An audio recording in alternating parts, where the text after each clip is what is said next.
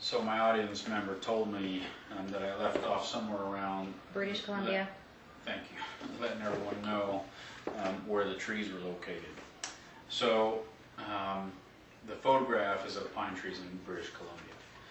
In a study conducted by the Canadian Forest Service, infestations of pine beetles have moved further and further north as climatically unsuitable areas have decreased. So the math is simple. A larger area to infest means more pine beetles. And this kind of goes along with the mosquitoes and the ticks that I showed you earlier. The same thing is happening where the mosquitoes and ticks are spreading diseases amongst humans, while the pine beetle is spreading diseases within these pine trees.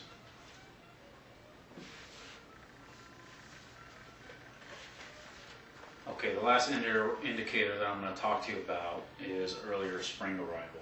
And as you can see from this map, all across the United States, spring has progressively arrived earlier.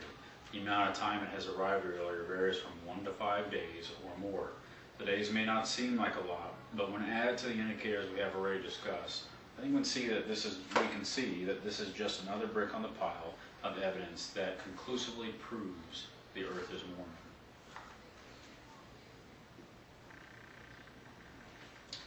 According to the Environmental Defense Fund, natural amounts of CO2 have varied from 180 to 300 parts per million.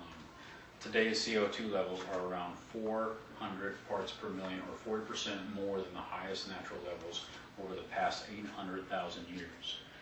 Research sponsored by the EDF shows that the reason for this extreme rise in CO2 gases is the burning of fossil fuels and, to a lesser extent, the clear cutting of forests.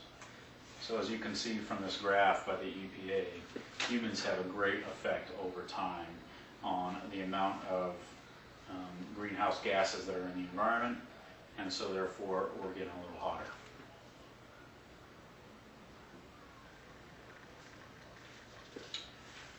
Okay, so in the end, regardless of the argument for or against human behavior influencing climate change, I think we can all agree that there are a few things we can do that are healthy for the environment and that help to lower the amount of greenhouse gases that cause global warming. Things like recycling, using energy efficient light bulbs, installing solar panels, and improving vehicle efficiency by ensuring tires are filled to the appropriate PSI. All these actions have the added benefit of saving you money. So regardless of whether or not you believe, why not go out and save some money? So in summary, you can't see that very well. It says summary up there. We talked about what is global warming. What are some of the major signs of global warming? Is the Earth just cycling, or are humans contributing? And what can be done to help prevent global warming? Thank you very much for your time tonight.